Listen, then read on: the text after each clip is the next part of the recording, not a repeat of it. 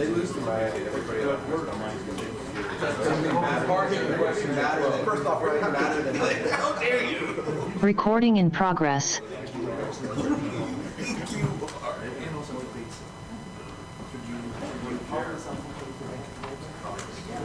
retrospect, even at the time.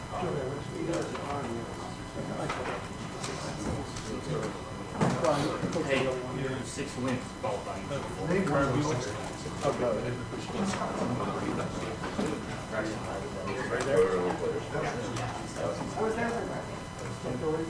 also there for the Michigan State.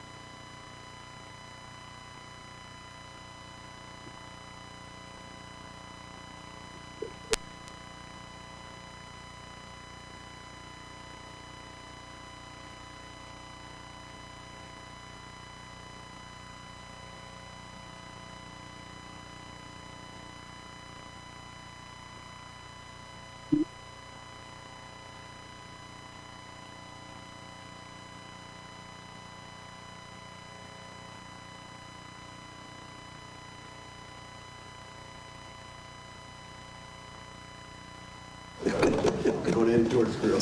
All right, guys, we're going to start right on time, thanks to Julian Sayin. And so what we're going to do, so we're going to have about 10 to maybe 15 minutes per player. We're going to have to take some... Okay. Welcome to the 2025 College Football Quarterfinal at the 90th Goodyear Cotton Bowl Classic team media availabilities from this year's participating teams. This media session will feature 4 student athletes from the offense and head coach Ryan Day from the second-seeded Ohio State, jointly moderated by me, Scotty Rogers, and the Ohio State communications staff. Each individual will appear separately to answer questions from the media attending in person and those joining via Zoom. For those on Zoom, please make sure to change your name to your full first and last name and use the raise hand function to indicate you want to ask a question. Mike? Yes. Okay. Off we go. We'll start here in the front. Austin, go ahead. Julian, what changes once you get an actual opponent? I know a lot, but what was the first film breakdown or the reaction to watching Miami on Saturday? Yeah, kind of looking at both teams before, and then you get the result and see Miami. So just being able to dive into the film and break them down, and get prepared for this game and get your mind right.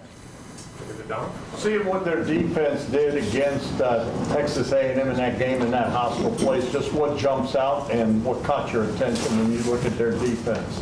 Yeah, really good defense, really talented defense, well coached. Players know what they're doing. They're really smart players, and they tackle well, they cover well. They have a really good front seven, and the defensive line does a really good job for them. And there's some great players, so it's going to be a tough challenge for us. Front row there, Joey. Julian, with the defense in Miami, they can get after the quarterback the way they did. What does that create you?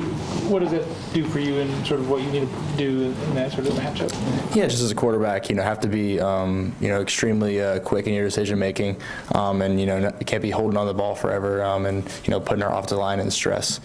So just being on point as a quarterback is gonna help our offense stay on schedule. Over here to Cameron T. Robinson. Julian, just how different were these last 2 weeks off, and just what did you guys do practice-wise? How did you kind of prepare for when you thought about when you're trying to pick between 2 different teams and then 5? Yeah, it's a little bit different, being off, not playing. But we've been practicing, and it's been great to practice against our defense. The best defense in the country. Practice against Coach Patricia and those guys. So it's been challenging, and they brought the best out of us these past couple weeks, just playing against those guys. Steven. Last year, you got to see Will go through this playoff run, and he was at his best in these games. What did you learn and take from him, watching him prepare for each and every single one of these playoff games that allowed him to have that level of success where he was playing at his best in these games that you can apply to yourself as you go into this now? Yeah, I think just seeing him, the way he prepared last year in the playoffs, and was able to play his best football when it mattered the most. And as a quarterback, and as Coach Day always says, the best players are their best in the biggest games. So that's definitely something that we got to do going forward. Jeremy. Julian, as a quarterback, how valuable has it been to have Ryan Day more involved in your room and game planning and everything over the last couple weeks since he's had less on his plate? Yeah, it's been great having him with us. Just a great quarterback coach and developer, and someone who really teaches the position really well. And we take so much from him, and just brings the best out of us and pushes us to be the best. All right, we'll do one more here locally, and then we'll go to the Zoom. Doug, go ahead. Julian, on Jeremiah Smith, both what he's just battled through with his injuries and that kind of thing in the back half of the year, and then also he seems excited, eager to be playing Miami in this game. Just what have you seen from Jeremiah? What do you see from Jeremiah? Yeah, I think every week you see a guy who's extremely humble, but someone who works really hard and is a great leader for our offense, and someone who just shows up every day and brings their A game. So I'm excited for him in this matchup. All right, Scotty, in the Zoom land, go ahead and call on anyone you need to. Absolutely. We have 3 questions, but first one will come from Bill Landis. Bill, go ahead. Hey, Julian. Could you detail a little bit your process with Carson and the O-line about getting protections communicated and how you think you've grown in that area this year? Yeah, I think early on it was great to have a guy like Carson, a vet who can really just help me, bring me along, and I think throughout the season I've gained more confidence in that area. We work great together. And I think we are on the same page with everything in our protection. Our next question is going to come from Christian Procia. Christian, go ahead. Hey, Julian, how's it going? Good to talk to you again. When you look at this Miami defense, obviously 7 sacks against A&M, 3 takeaways. What is the biggest thing that you're looking for as far as just making sure you're taking care of the ball and not giving up all of those turnovers? Yeah, they're a really good defense, and they're really well coached. And they, last game they obviously created a lot of turnovers. So it's going to be important for us to take care of the football and not put our team in a bad situation and put our defense in any bad spots, because we have a lot of trust in in our defense. We have a great defense. So I think just taking care of the football is going to be extremely important in this game. Our final question from Zoom will come from Brandon Stone. Go ahead, Brandon. There we go. All right, good. Can you hear me, sir? Yep. Julian, first off, next time somebody asks you about any awards you won in San Diego, you can say silver pigskin in full. It's okay. You're allowed to. I got 3 questions here. First one would be just could you talk about your experience in New York and being around all 3 of those guys and living the life of a superstar? Yeah, it was a great experience in New York, and was honored to be out there, and really grateful for the opportunity. And it was just testament to the community that we have here at Ohio State, and the players around me. So it was awesome. But it's we're back to work, and we're excited about this next matchup. I think anyone that's known you has felt like you've been an adult since you were 12 or 13 years old, the way that you play and your discipline is. But going through these last couple of months, do you really feel like you've truly grown into that adulthood, or is there still that youthful nature of, boy, I'm just a kid out here playing this game, I'm getting to be on these fun stages? Yeah, I think it's, just being a kid and playing the game I love. Growing up, I always wanted to play on the biggest stage and, play in front of hundreds of thousands of fans. So it's been awesome this past season, and I think just developing and gaining confidence throughout each week, and just building that into next week. All right, Mike. Okay, back locally, we'll go to Bill right in the front row. Julian, you'd been sacked only 6 times going into the Indiana game. Got sacked 5 times. When you watched the tape of that, what did you see? What have you worked on? Both you, linemen, running backs, whoever. Yeah, just as an offense, we have to execute better. And, a lot of it's, on me. I gotta, can't hold on to the ball as long and, get the ball out of my hand and, keep us on schedule. When we get sacked and getting those 3rd and long, 2nd and longs, it makes it tougher on our offense. So just, being able to, keep us on schedule and, get us into the right play. Hey, Bill. Julian, when you were named starting quarterback in camp, like everybody knows the team goals. I'm curious your personal expectations for yourself. If you can think back to camp, what were your expectations for you personally? Yeah, I think as a quarterback, I expect a lot out of myself, and I'm hard on myself. If I make a mistake, I'm hard on myself, and I'm the first one to put it on me. But I think just it's been a great season, and I'm just excited for it to continue. May. Yeah, Jude, 2 quickies. Do you notice a specific player when you come to the line of scrimmage, like Reuben Bain, number 4? Will you keep your eye on him? I mean, how do you prepare for a guy like that? And then number 2, specifically, what did you learn from Will Howard? Did he step up more as a leader as that went on? Did he watch more video? Just, what did you see specifically from him that maybe changed as y'all got into the playoffs? Yeah, for the Will part, I think you definitely saw the leadership aspect from him in the playoffs, and then just the preparation aspect, and just knowing where he's going with the football every play. And then for the other question, I think when you come up to the line of scrimmage and they have 2 really good edge rushers, so you definitely have to be aware of them because they can cause a lot of problems for you as a quarterback, and just being aware of them and knowing where we have to go with the football. Yeah. Dylan Davis. Julian, you've talked a couple times just now about holding on to the ball too long. Are there some plays that you're thinking about where you felt like you did that, or in situations where you maybe feel like you've done that? What causes it, do you think? Yeah, I think it's you're kind of hanging on for a play and thinking it's going to be there, and then you're waiting and waiting. But we just got to get the ball out of our hand and check it down if it's not there. And so there's definitely been some plays like that this season where I think I could have just done a better job in helping us stay on schedule as an offense. What's that? That's a balance for a quarterback of trying to hang in, maybe waiting for a bigger play to develop versus just get rid of it. Yeah, there is. Because sometimes you're waiting. You might have a big shot down. You're waiting. But sometimes we can just get the ball out of our hand. We see it. Let's get it out now. Let's get the ball and get 5 yards and move on to the next play. All righty. Julian, thank you very much. Thank you. Rich, Jr. Bring on Max Klare here next.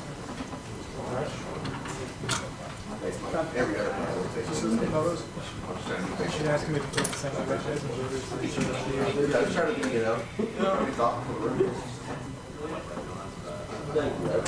tried to do better. It's kind of like Something's trying out you.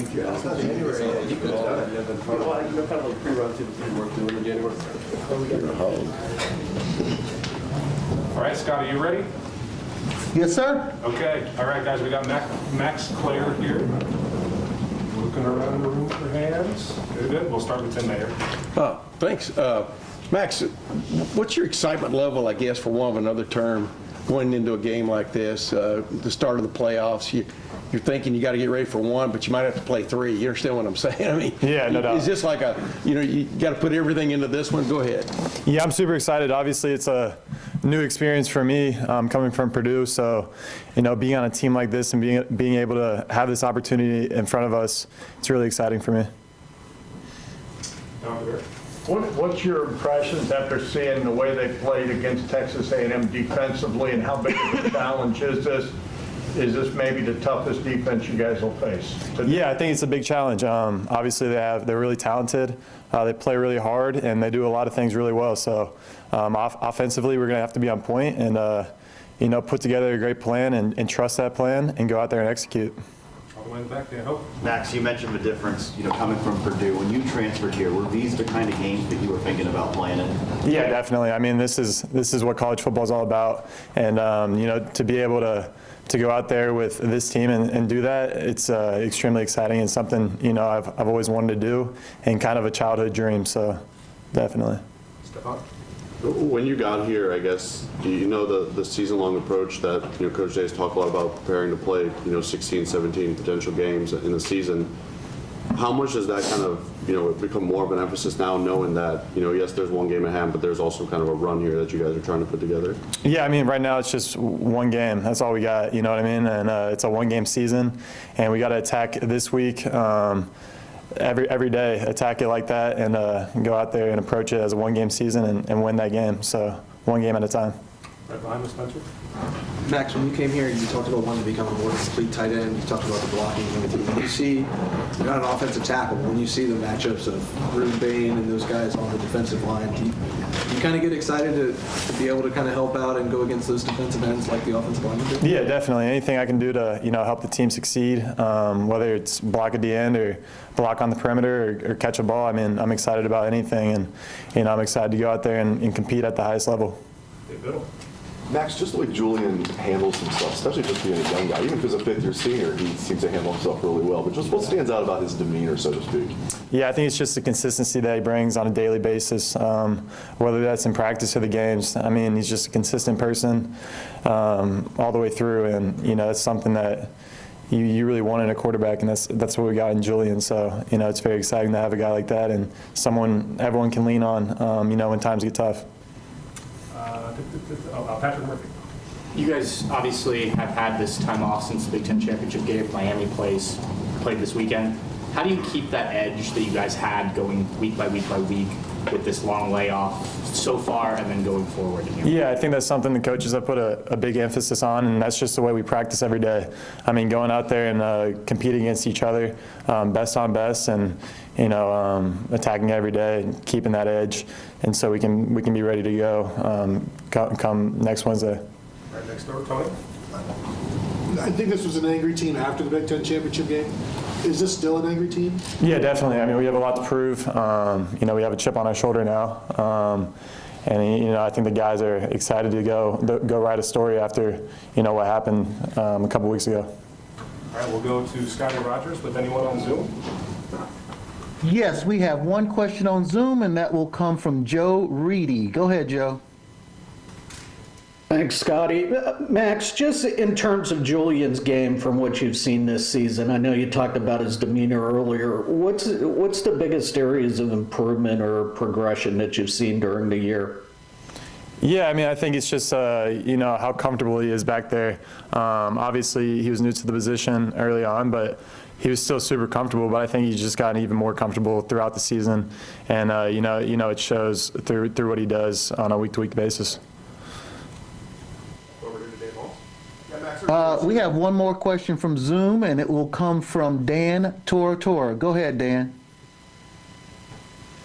Max, happy to see you here, and congratulations on getting to this point. Just what you can say about the road to get to where you are right now, and just maybe the one moment or two that sticks out to you on how you were kind of challenged this season adversity-wise.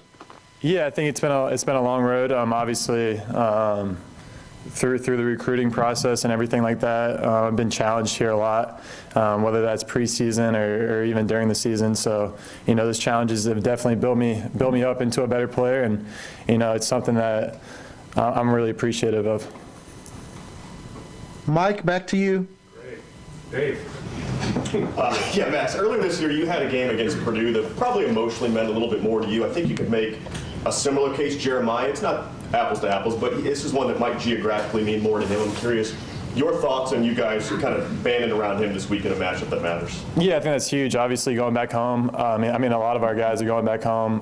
Playing against a team from back home. So I think there's a lot of built-up excitement for that. Just as, like you said, for me, going against Purdue, and I think we just got to lean on that energy and build off of that energy that they have and carry that with us.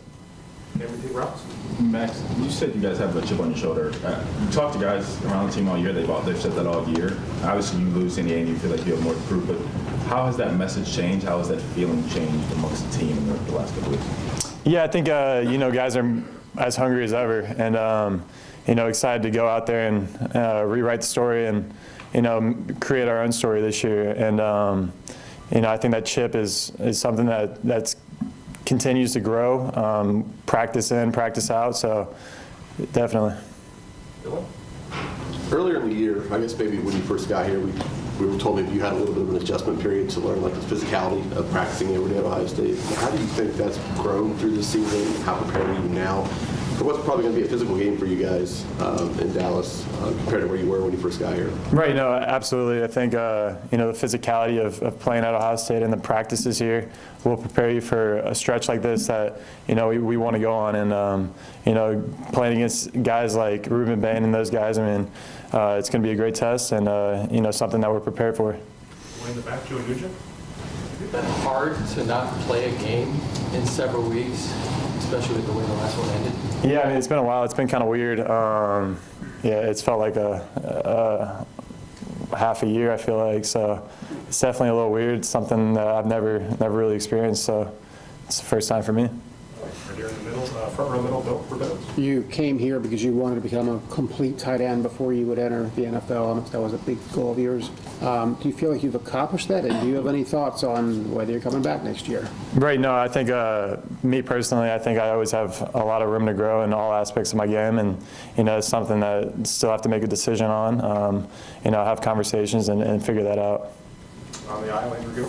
You said you have a lot of room to grow. Where are those areas that you are looking to grow? And then, as you look to make that decision, what are some of the factors in that NFL decision for you? Right. I think in terms of room to grow, I got all aspects of the game, whether that's in the run game, pass game, always looking for improvement and, just to grow as a player, just as anyone would. And there's just a lot of factors that come into play with that. So. Yep. Max, we know Brian Hartline has other things that he's dealing with. He's also here with you guys. How much has Ryan Day maybe been more directly involved with the offense since the Big Ten championship game? Yeah, I think he's definitely had a more of a focus on the players and trying to get this offense going. You know what I mean, and putting us in the best position as possible to go out there and have success come next Wednesday. Yeah, Max. Time for one more. Oh, I'm sorry. Go ahead. What did y'all specifically address over these last couple of weeks that kind of fell short against Indiana from an offensive standpoint and stuff? Obviously, the finishing aspect of things, 2 times inside the 10 and no points. What did y'all address? Yeah, I think it really just comes down to execution.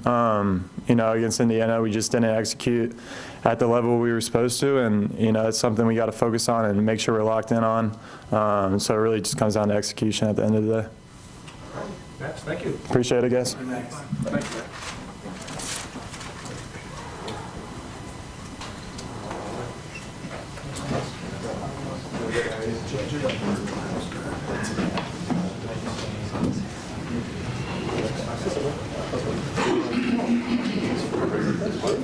Keep timing. All right. All good? Yeah, all good, yeah. Step on up. All good. All right, Scotty, we got Carson Hinzman here, starting center. We'll start with some questions here locally. We'll go to Andy Anders. Go ahead. Yeah, Carson, just as you guys broke down the film, what did you see that maybe went wrong in pass protection, and how have you worked to correct that in these few weeks leading into the CFP? Yeah, obviously our pass protection wasn't up to par of what our expectation is. Looking at some of the things, just going back to fundamentals, I think over this next couple of weeks, we know what's going to be important. I've fortunately been in this position last year, somewhat similar of a situation where you see some things where you're like, okay, as the season progresses, maybe sometimes you get away from a little bit of fundamental work, but that's exactly what we've been doing this past couple of weeks to get back into it, to get ready to go play some of these great defensive ends and defensive rushers that we have coming out. More? Carson, what did Gabe prove to you guys there in the second half? The game you said? Gabe, when he got in there in the second half. Van Sickle, yeah. Sickle mode, he's been, proven that he's more than capable of going out there and playing with us. We always talk about, what are you doing, how are you doing it, and why you're doing it. And I think he's done a great job of not only building his own confidence, but building, confidence with, Philip and I playing between there. And so for him to be able to go out there and, show we have, more depth than we thought, I think, originally. It was really important, especially going to this, latter half of the season. All the way in the back, yeah, Helen? You mentioned last year, it seemed like you guys really flipped the switch last year in the college football playoff. What was it that you think enabled you guys to do that last year, and how do you do it again this year? Yeah, I think it's just getting back to the basics. I think we always say, the foundation we built is going to be the thing that, carries us through all the storms and stuff like that. And so I think for us, these little bit of a space and a little bit of gap time we've had right now has been getting back to the basics, back to the fundamentals, working really hard in practice and not getting complacent. I think it's easy for teams that have had, we've had a really successful regular season to get complacent, and that's not at all where we're at. So even though we have a new team right now, or a much different looking team than last year, I feel like everyone has the same message and same goal in mind. I know you guys weren't happy with what happened in Indiana. Is that fired you? Because you guys have had an edge all season long, a nastiness, and for whatever reason it seemed to be lacking a little bit. I mean, has that fired you guys up going in this game? Yeah, absolutely. I think playing offensive line here, I think you develop an edge, and I think when the edge isn't portrayed or it isn't shown in the game, I think it definitely fires guys up a little bit because at the end of the day, I truly believe the guys we have, if we're playing at our best level, I think we play with anyone in the country. So absolutely, it does fire us up, and I think that's kind of been the message throughout the room that we get back to who we were on that Team of North game. Third row in the middle, Spencer. Everybody talks about the Miami defensive ends, but the tackles kind of help that thing go. Yeah. What have you seen from the defensive tackles there, and how big of a challenge do you think that's going to be? Yeah, the interior there is good. I mean, they're elite level defense. It'll be a great challenge for us to go out and play, a competitor that we haven't really originally. I mean, watching the A&M game, obviously they get pressure. They do what they're supposed to do, and so it's going to be a great challenge, like you said, for us up front. Like you said, obviously interior-wise, but obviously the edges are elite. So it's going to be a good game and good opportunity for us to go show what we're about. Okay, we'll go to the internet and to Zoom. Scotty, take it over. Yes, sir. Our first question is going to come from Bill Landis. Go ahead, Bill. Hey, Carson, how do you think it's going with Julian this year when you guys have to communicate protections and sort of identify all the moving parts of the defense? He said you were a big help to him early on this season. Now that you're 13 games into this, what's that relationship like, getting that stuff figured out? Yeah, I mean, it's been, I don't know, I'm not really sure where to look for you. Speak to upwards. It's been good, he's been growing, every game we played. He's an extremely smart individual. It's been really fun to be able to work with him and see kind of his thoughts because, there's, a million ways to skin a cat. There's a million ways to diagnose a pass protection front. And sometimes the way I see it isn't the way he sees it and vice versa. But at the end of the day, we figure out good ways to, alleviate some of the pressure on him. And so I feel like this past game, obviously we worked through some stuff and I think this game, these games coming up will be a great opportunity to show that we've worked through a little bit of the kinks there and have a good plan to keep them protected. The next question will come from Brianna McKay. Go ahead, Brianna. Hi. You talked a little about Miami's defense. Is there any similarities that you see from what you saw against Indiana that you can go back and look and take lessons from going up against Miami, just comparing the two defenses? Yeah, I mean, I guess necessarily like defensive scheme-wise, they're not really a whole lot similar in that aspect. There might be a little bit similar to other games he played earlier this year, but just defensive scheme-wise, player-wise, obviously a little bit different as well. So it's just comes down to doing a great job of film watching, preparing for your opponent. I've been blessed to be a part of a lot of games, so nothing we haven't seen before. Like I said, they're elite level players, and it'll be an elite level game. You got to be prepared to play 60 minutes against a great defense, so that's all we're doing. Next question is going to come from Christian Procia. Christian? Hey, Carson, how's it going? When you look at this Miami defense coming off of a 7-sack game against Texas A&M, you as the the leader of this offensive line, especially having 2 weeks to come off of that Indiana game. What's the biggest message that you've sent to all the other guys on the line as far as, hey, we can't let them have another disruptive defensive day like this? Yeah, I think that comes down to being efficient in those early downs. I think for us, it's going to be really important to run the run game, or to be able to be in charge of the run game as the offensive line, being in charge of keeping Julian, safe. I think these games come down to being able to make positive throws and completions, and keeping us on schedule. And so for us to be able to have a part in that is going to be huge this game.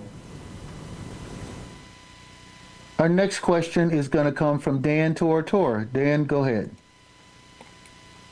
Carson, just what you could say to the fact of not just, what you endured this last game against Indiana, but overall this season, of the guys that are on either side of you on this offensive line, to take a deeper look at how this offensive line has grown from game one to stepping into the Cotton Bowl.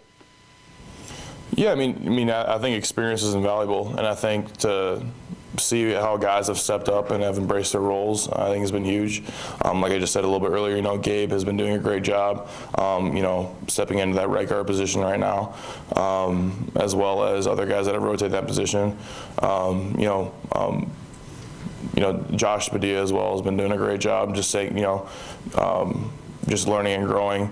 He's an absolutely fantastic player, as well as all of our depth. And I think, like I said, this is really the latter half of the season is where you show your depth and show your stripes and show the kind of foundation you built. And so it's going to be important that we have all those guys. And I think through the season we've had a lot of opportunities to get those guys experience as well. And I think that's been perfect for what we're going into. That's all from Zoom. Mike? Okay, thank you. We'll do one more here. Doug, go ahead. Did you call Gabe Van Sickle sicko mode? Oh, yeah. There's a whole lot of nicknames on offensive line. That's why I said Gabe, and I was like, I don't really know who that is. But, that's sicko. I love sicko. We got to actually Secret Santa coming up today, so we got to stay in tune for that. So we're really excited. So a whole lot of nicknames coming up, and who's ever getting gifts today, but it'll be good. Is that related to how he plays in sicko mode, or why?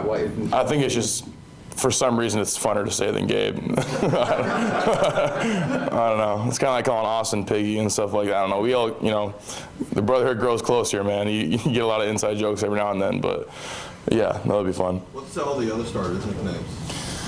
I don't know if I should say all of them.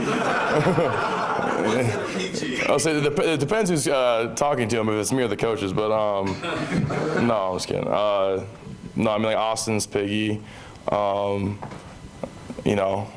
always call it, me and Luke always go back and forth a lot.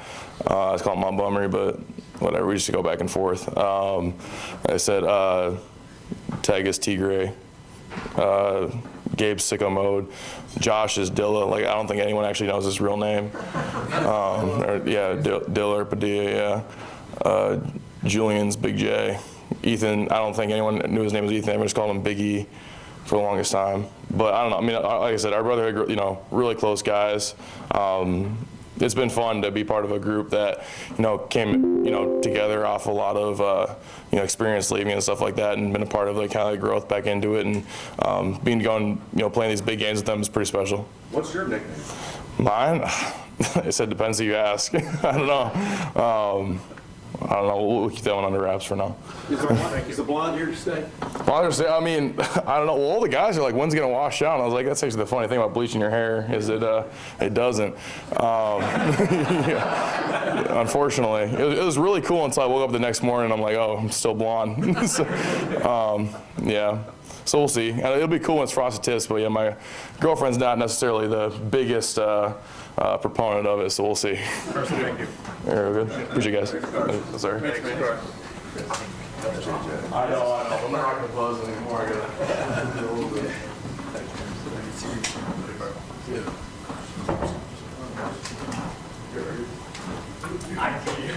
Any other thing?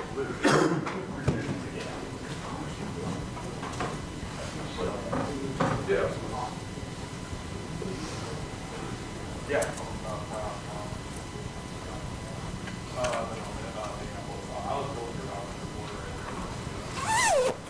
All right, Scotty, we got our final player, Jeremiah Smith.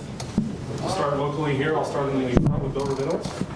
Jeremiah, two quick things. One, how motivated are you to play Miami, given you're from there and they recruited you very hard? And secondly, your reaction to not winning the Biletnikoff and the chip on the shoulder that I'm assuming is there. Yeah, no, I'm very excited to play the guys from back home. It was like a second home to me. I'm from there.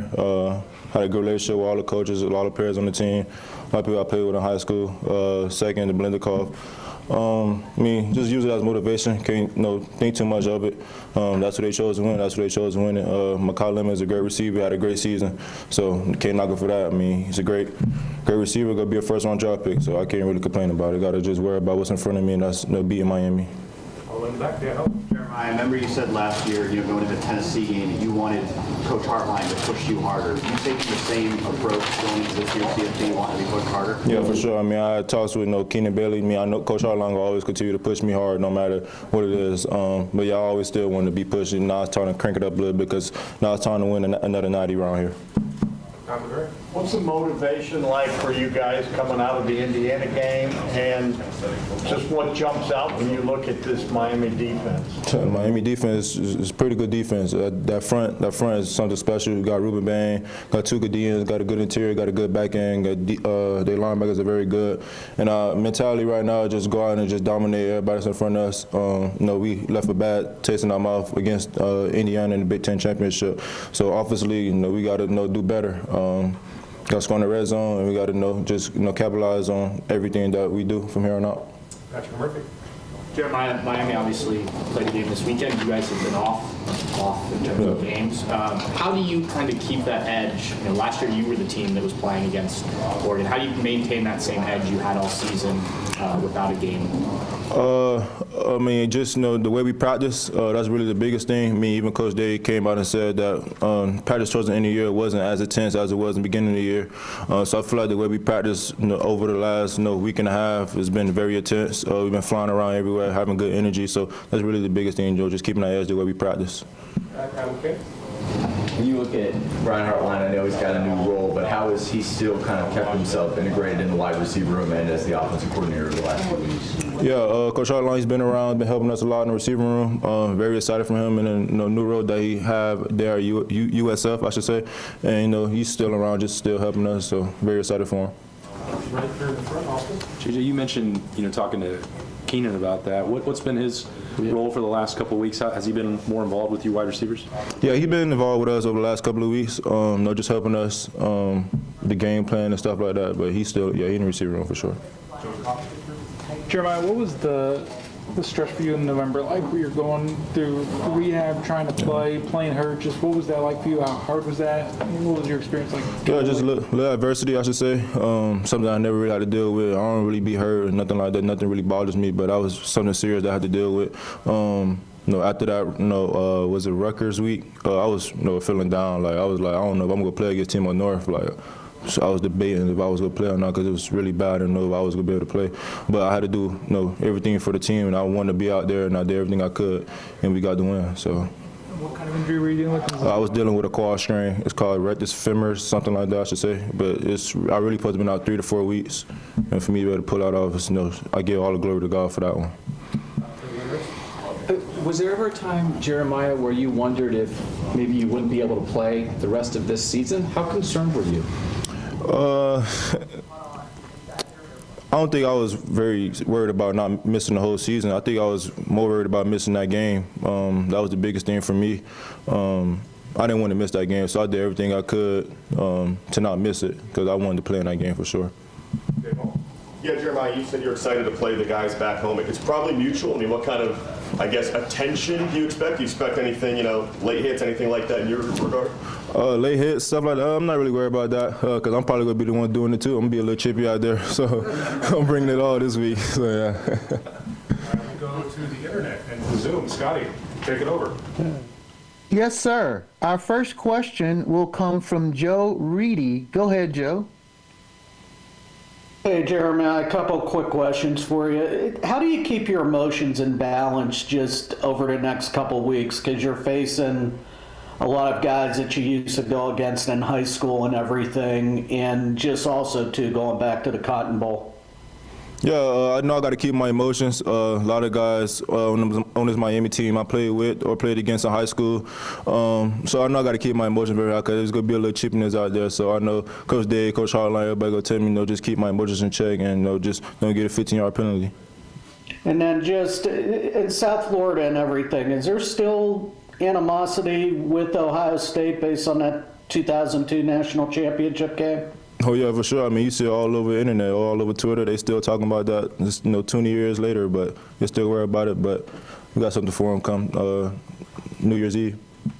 Okay, thanks. Our next question will come from Christian. Go ahead, Christian. Hey Jeremiah, how's it going?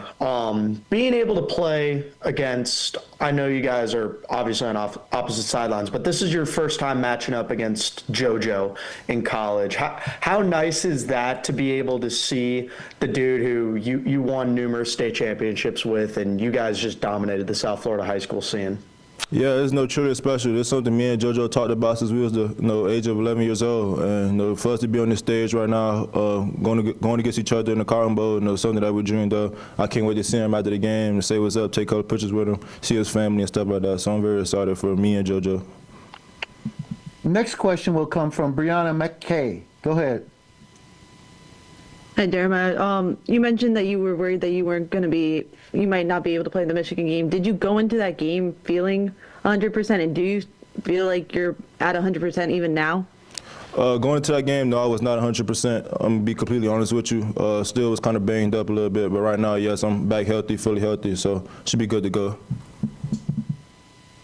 Our next question will come from Brandon Stone.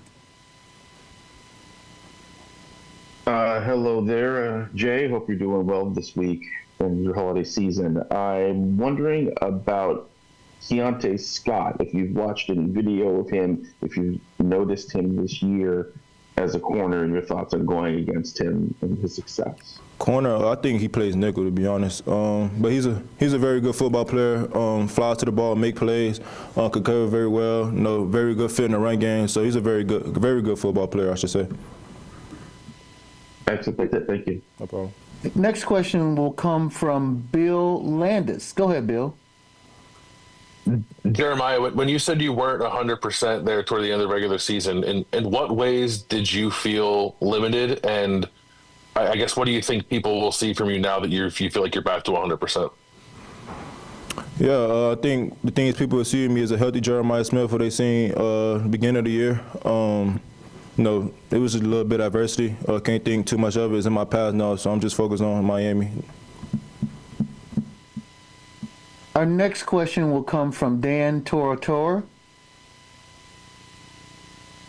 Jeremiah, just looking at from last season to this season, coming from a national championship to the opportunity to play for another one, where have you personally grown the most on and off the field as you see your evolution? I've grown as becoming more of a leader, using my voice, really the biggest thing, and just becoming a better student of the game. It was the biggest thing for me this season. I think I did a very good job of that. Our final question from Zoom land will come from Jalen Meadows. Go ahead, Jalen. Hey, Jeremiah. What have you learned mentally over the course of the season that's helped your game? What have I learned mentally?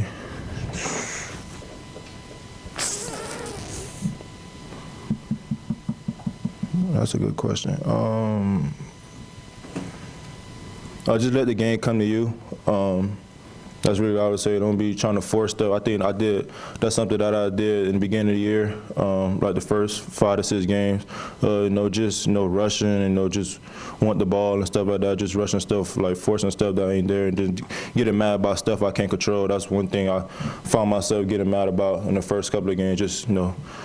Just being mad about things I can't control. That's out of control. Mike, that's it from Zoom. We'll do one more locally here.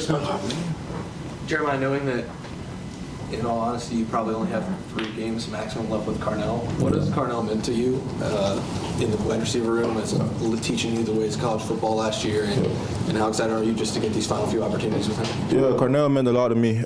Coming in as a freshman helped me a lot throughout my freshman year, still helped me a lot this year as well. Carnell is a special person on and off the field. You see, y'all see the things that he do for us in the run game, and the type of routes that he run, the way he's able to beat defenders down the field, contested catches, everything like that. But Carnell is something special, and I'm very excited to be on this journey with him. And he's a first-round draft pick for sure. Jeremiah, thank you. When did the injury happen? And just like, quite frankly, do you regret playing in that UCLA game when you were limping around after the game? Do I regret? Nah, because I didn't want to miss the game. I practiced all week. The injury, I think it happened in practice. I don't remember exactly when, but it happened in practice. But I don't regret not playing in the game. I try to go out there and do it for the team, and that's all about. I'm all about the team. Whatever the team need me to do, I'm gonna do it. When I played, 2-3 drives and started bothering me a little bit, I told coaches I'm not going back in. I'm just messing with me, so I do everything I could. All right, Jeremiah, thank you. Thank you. Appreciate it. Thanks, man. All right, we'll have Coach Day in here at noon, so we got about a 15-minute break right now. Here, what do you have?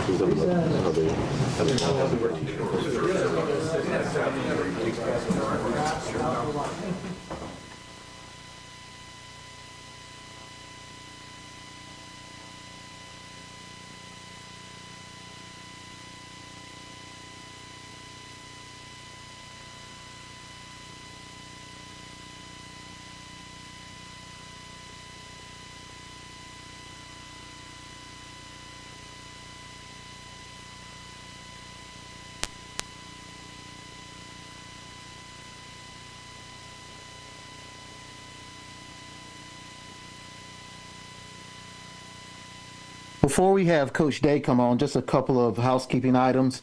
A transcript of this news interview session along with video and audio files will be distributed via email and posted online in the Goodyear Cotton Bowl Classic section of the College Football Playoff Media Portal. To gain access to the portal, send an email to licensing@catapultsports.com. Today's remaining schedule includes the Miami media availability session with its offensive and defensive coordinators and head coach from 2 to 3 p.m. and Ohio State's defensive news conference featuring defensive coordinator Matt Patricia and 4 student athletes at 5:45 p.m. Central, 6:45 p.m. Eastern. Media can participate in these sessions in person or via Zoom.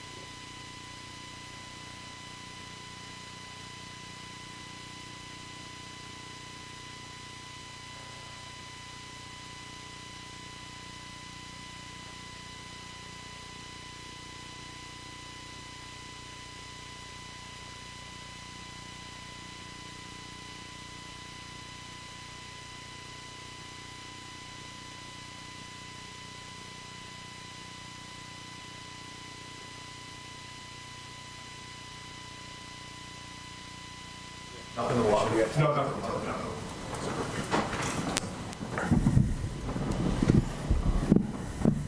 All right, everyone. Scotty, we're good with Coach Day here. We'll start here locally. We'll start with Dave Biddle. Dave, go ahead. Brian, do you anticipate that Gabe Van Sickle will start at right guard against Miami? And regardless of that, like, when did Gabe kind of prove to you, if we need him, he'll be ready? Yeah, well, it starts in practice and, gaining trust with your coaches and with your teammates. And he's done that and, has shown in games what he can do. And so, he and Josh will continue to roll right now. But we feel confident with both of those guys in the game. They've shown some really good things. And, Gabe did a good job. We went in there, in some of these recent games. So, that's been good for us, in terms of the depth. But, that position is going to be important, as we go into these playoffs where, Tegra had been in there most of the season. So, that this week of practice will be very important for those guys. You hope to get Tegra back at some point, or is he out for the rest of the year? We're going to take it, as it goes, but, probably be a little while, maybe, at least, a few weeks anyways. Ryan, has anything changed with Brian? I know he was not available with the rest of the offense earlier. What's the plan moving forward there? Yeah, so, first off, we just really happy for Brian and the opportunity that he's getting. It's such a strange calendar, and the timing is brutal. But he's handled it great, as you can imagine. And so right now as we move forward, he's coaching the receivers.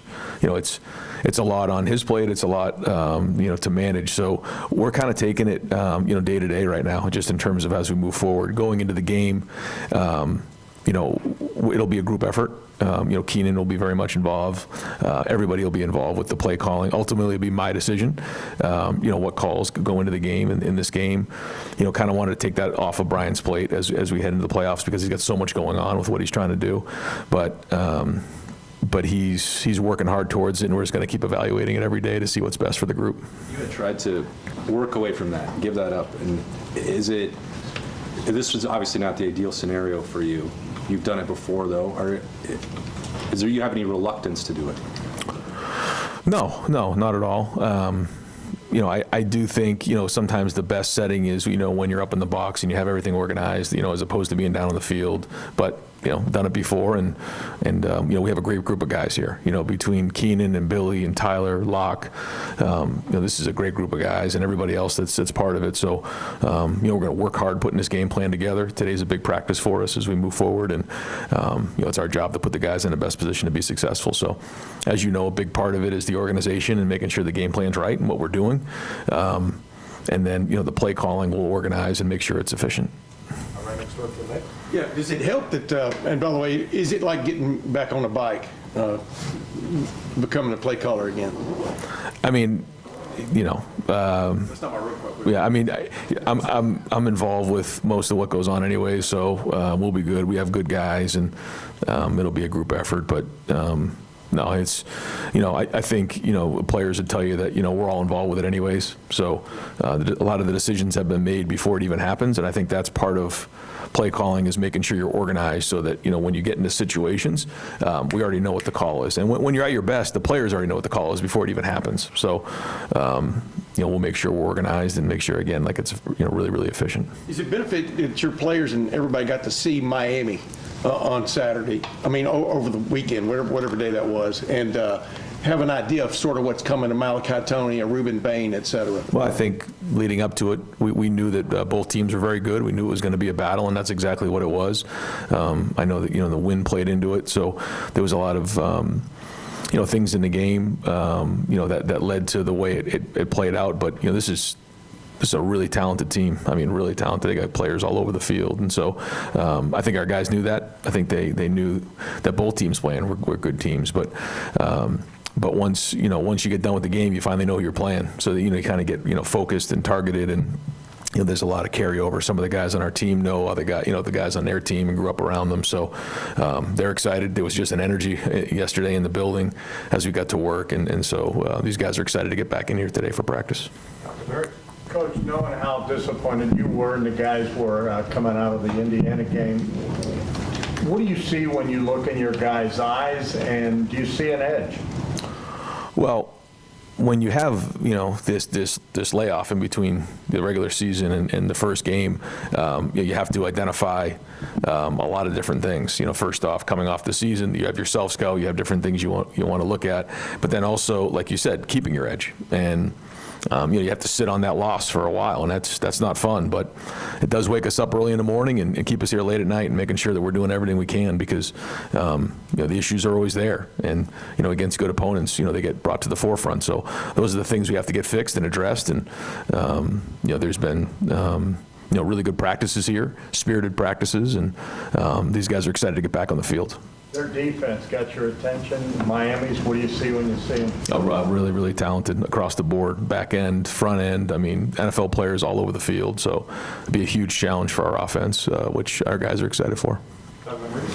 Ryan, Jeremiah was just in here with us and just talking about that he was concerned at some point of whether he'd be able to play in the Michigan game, that he wasn't 100% then. He feels like he is 100% now. Just again, to see a player of that skill level fight through that, get out on the field for his team, but then if he's healthy now, what that might mean for the playoff. Well, I think if people really knew, leading up to that game, what he went through to get himself healthy to play in that game and then play the way he did without really practicing much that week, you'd be amazed. I mean, and somewhere with Carnell. And so it's great to have these guys healthy again and practicing. And a big part of the rhythm, too, is the practicing and the confidence and the timing of everything that goes with the passing game. And so having these guys out there on the field for practice is building everybody's confidence, and you can see it. And that's going to be important here as we lead up to this game. Ryan, I know that you've had a little bit of time off, and what did you learn when you rewatched everything from the red zone, and how do you guys think that you've attacked that through the last couple weeks? I mean, as we all know, that's what it comes down to in these big games is the situations. And, we didn't do a good enough job on third down in the red zone. And certainly, you combine short yardage and the red zone in the same spots, just wasn't well done. So, we gotta do a better job down there. And certainly it's our job to make sure that we have the right guys in a situation to be successful, whether it's the right calls, the right schemes, the right groupings, like whatever it might be, and that's it. But it's everybody involved with it, and we'll keep working to make sure that we do a good job of scoring touchdowns when we get down there, and our guys understand how important that is, and so we've spent some extra time down there, obviously during our practices already, and it's the same thing on defense. When they get down there, we got to win those battles. But that's playing, and when you look at the teams, even who played this past week, the teams who score touchdowns when they get down there typically win, and the ones who don't or don't get any points typically put themselves at risk. So it's a tough lesson to learn, but certainly one that we're going to get. Ryan, I know you've said a lot in the past that you learn a lot from your players, your team, go through some adversity.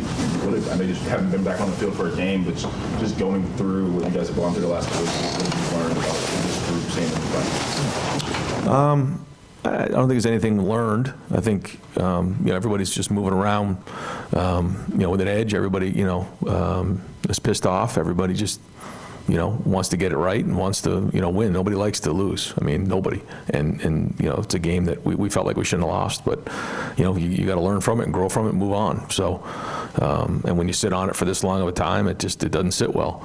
And so, we got to make sure that, that doesn't happen again. And how do you do that? Again, getting the issues fixed. And that's what we've been working on. Okay, we'll go to Zoom. Scotty, go ahead. All right, our first question from Zoom will come from Bill Landis. Bill, go ahead. Ryan, with taking on more play calling responsibilities here, what have you learned maybe over the last year or so about managing a game when you're not calling the plays that you can now apply to kind of having to wear both hats again? I think it's more just about, when you're not calling it and your eyes aren't down on the call sheet, you just have more, your eyes are up. You're with the defense. You're watching the offense. You're watching the other side. You're watching what's going on more as opposed to being down on your call sheet. And I think that's where we got to be good upstairs.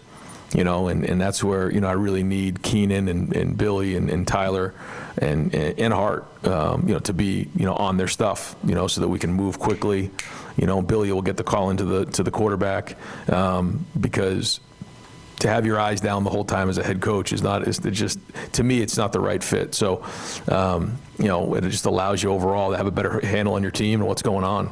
So, that's been the best. Now, that being said, there's not a game that's gone by where, not involved with every single call and listening to every call and making sure that, it's what we've agreed upon going in. So, it's similar to the way it was before. So, again, it won't just be me. It'll be everybody involved with it, and we need everybody to be on their game. When you look back at the Indiana game now, just sort of in retrospect, is there anything about that entire situation that you guys just weren't in a position to kind of put your best foot forward offensively in terms of planning and game day operations, and just how much different do you think it might be this time around?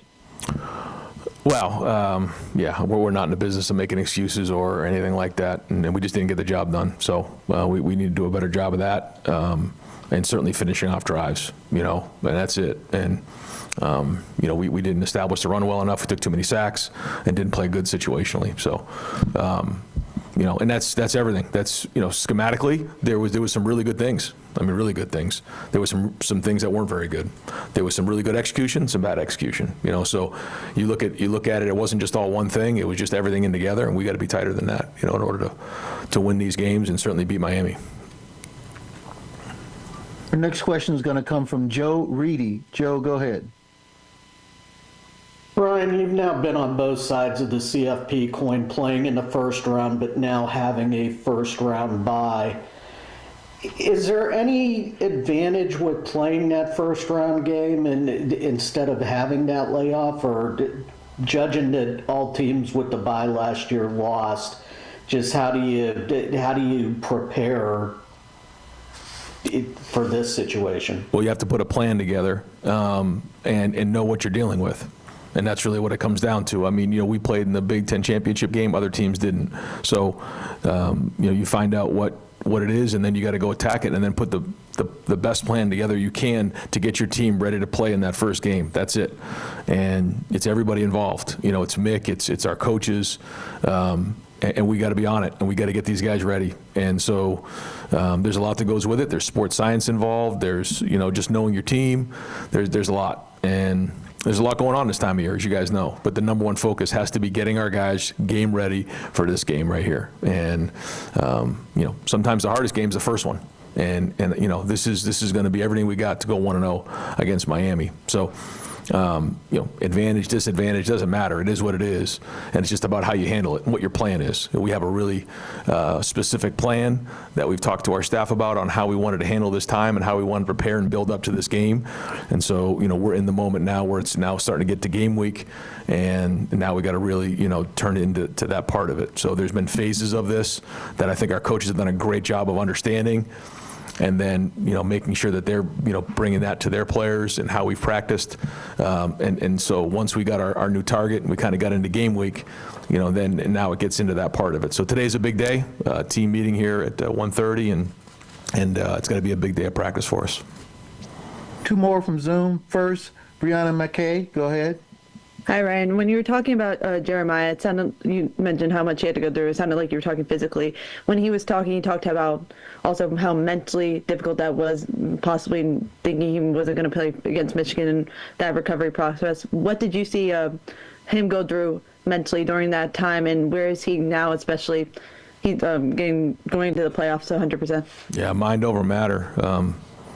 I remember sitting down talking to him and said, man, you have to will yourself to be healthy. And he was wearing it early for a couple of days, not to get too far into it, and I could see it on his face. I mean, Jeremiah cares a lot about his team. He loves Ohio State. He loves his teammates, and he loves playing the game. And for that to be taken away from him is not a good thing.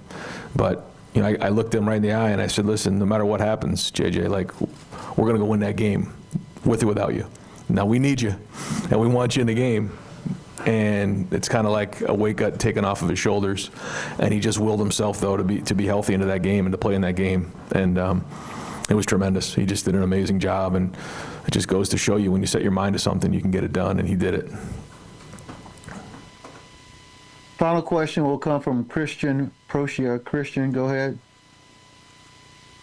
Hey, Coach, how's it going? When you've taken the last couple days to really obviously break down the Indiana game and then also look at Miami's game against A&M, where they were just constantly getting into the backfield and disrupting plays, 7 sacks on the day. What is kind of your guys' thoughts on how do you limit that Miami front seven to having a day, not having a day like they had? Block them. Not easy. All of them. Moton, Bain, Messidor. I mean, they're good players, and they come, and I think Jason Taylor's doing a great job down there coaching those guys and the way they play, and so it's a huge challenge for our offensive line and what comes with it. But as we've always talked about, it's not just the offensive line; it's everybody involved with it. It's the receivers running routes. They're not running routes against the DBs; they're running routes against the pass rush. It's the quarterback understanding. It's tight ends and running backs picking up protection. These guys do a great job on defense. They bring blitzes from all over the place, and it's hard to recognize where they're coming from. And then they have this front that just disrupts the game. So what a great challenge for our guys. And so we need great weeks of preparation, not just in the meeting room and on the walkthroughs, but also on the field. Replicating the speed and power that's coming at us. So our guys are fired up, man. They certainly have everybody's attention here. And so again, it's going to come down to our training here this next week. Mike, back to you. We'll do 2 more locally. Bill. We haven't talked to Matt Patricia in a while. We get him tonight. A lot's been said about the job he's done. Is there something that he has done in terms of not just the scheme, but his relationships, or is it just everything? What has been kind of the secret sauce, if there is one, to his success this year? Yeah, I don't think it's just one thing, like you said. I think, the first thing was building trust, like anytime you enter in a relationship, through who you are and your connection and what you know, and then consistently doing it over time, which is what he's done. But his background speaks for itself, and putting guys in a situation to be successful. And every player just wants someone that's going to be there to get them better, but also wants someone that's going to care about them. He's done both of those things. And, it's great to see, have somebody in the building who's been through, some of the games that he's been through, the Super Bowls and a lot of playoff games. And so, there's just a confidence level that the guys have in him. So I think all that adds up to what you're seeing. All right, last one from here. This is Dave Holmes. Ryan, last time you went head-to-head against Miami in a high-stakes game, the winning team got Jeremiah Smith. I'm curious what you think now. 2 years ago, the moment your knees buckled there, and as we come full circle, what you think about Jeremiah against Miami. Well, he's, he'll be wired this week, that's for sure, man. He's going to be fired up. Brandon Innes will be fired up. But Kenyatta Jackson, I mean, these guys, they know a lot of the players on the other team, and we got a lot of respect, a lot of guys on their team that we recruited. So it's going to be great. And it's one of those things when you have an opportunity to coach somebody like Jeremiah, it's special because we knew in high school what he was, and everything that we talked about in recruiting, you're seeing happen. And I think that's the most important thing, is when you say you're going to do something for somebody and they're going to come in and they say they're going to do it at your school, when that all comes together as one, it's testimony. And he's done it. And he and his family are special, and they mean a lot to this program. And I know this game will be important to him. All right, Coach, thank you. Thanks, guys. Ryan, will Brian be upstairs on game day or on the sideline? Probably upstairs. Okay, thank you. Thanks, Ryan. Yep. Well, thanks for joining us today. Just